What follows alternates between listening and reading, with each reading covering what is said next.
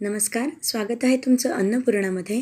आज आपण बनवणार आहोत फक्त 3 साहित्यामध्ये अगदी सोप्या पद्धतीने चॉकलेट आईस्क्रीम.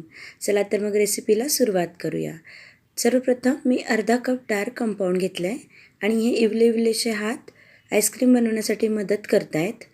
आणि त्यामध्ये घातलं आहे अर्धा कप गरम दूध. आणि आता हे डार्क कंपाऊंड आपण यामध्ये मेल्ट करून घेणार आहोत, म्हणजे आपण त्याचं गनाश बनवून घेणार आहोत. अशा प्रकारे हे जे आईस्क्रीम आहे हे अतिशय सोप्या पद्धतीने आपण बनवणार आहोत आणि अगदी कमीत कमी साहित्यात हे बनवून तयार होतं. तर आता गनाश आपलं बनवून रेडी आहे आणि हे गनाश आपल्याला पूर्णपणे थंड करून घ्यायचं आहे. नंतर घ्यायचं आहे आपल्याला एक चिल्ड बाऊल आणि यामध्ये आता मी 1 कप व्हिपिंग क्रीम घेतली आहे. तीसुद्धा आपल्याला चिल्ड किंवा थंडगार घ्यायची आहे. नंतर आता आपल्याला ही जी क्रीम आहे ही छानपैकी व्हिप करून घ्यायची आहे अशा प्रकारे. आणि आता क्रीम आपली थोडी व्हिप करून झाली आहे. आता यामध्ये आपल्याला थोडं थोडं करून हे गनाश घालायचं आहे आणि ही जी क्रीम किंवा हे जे मिक्सचर आहे ते पुन्हा आपल्याला व्हिप करून घ्यायचं आहे. तर जोपर्यंत मी ही क्रीम व्हिप करते तोपर्यंत जर का तुम्ही या चॅनलवर नवीन असाल आणि चॅनलला अजूनही सबस्क्राईब केलेलं नसेल तर अशाच नवनवीन रेसिपीज बघण्यासाठी तुम्ही चॅनलला सबस्क्राईब करा. त्याचबरोबर तुमचे जे अनुभव असतील ते कमेंट करून नक्की कळवा. त्याचबरोबर तुमचे सजेशनसुद्धा कमेंटमध्ये लिहा. तर आता हे पूर्ण गनाश मी थोडं थोडं करून यामध्ये घातलं आहे आणि आता ही क्रीम पुन्हा छान व्हिप करून घेते स्टिफ फिक्स येईपर्यंत अशा प्रकारे. खूप जास्त पण आपल्याला ओव्हर व्हिप नाही करायचं आहे. आणि आता आपली क्रीम जी आहे ती मस्तपैकी व्हिप करून झाली आहे. आपण आता याला एक वेळा छान मिक्स करून घेऊया. आणि आता यामध्ये आपल्याला घालायचे आहेत चॉकलेटचे तुकडे किंवा जे डार्क कंपाऊंड आहे ते मी क्रश करून घेतलं आहे ते घालते आहे. तुम्ही यामध्ये चोको चिप्ससुद्धा घालू शकता,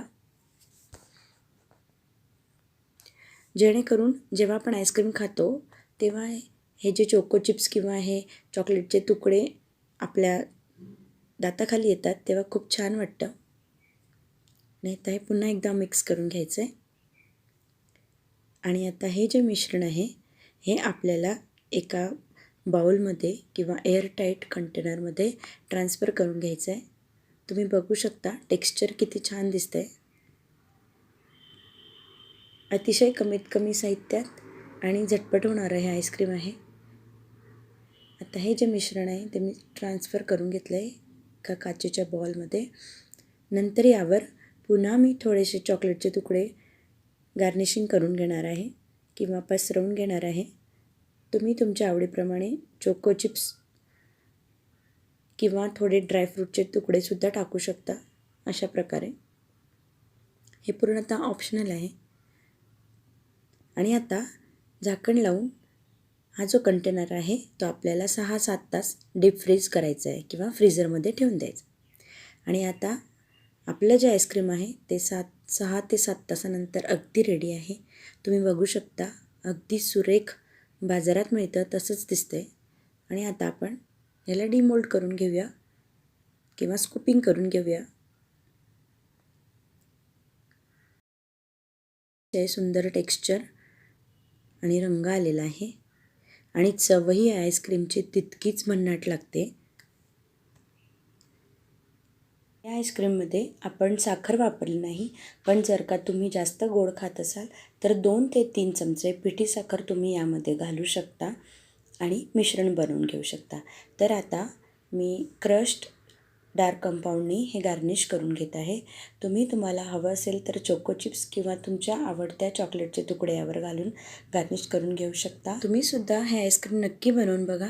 आणि ऊन वाढलं आहे तर थोडी काळजी घ्या. पुन्हा भेटूया अशाच एका मस्त रेसिपीज.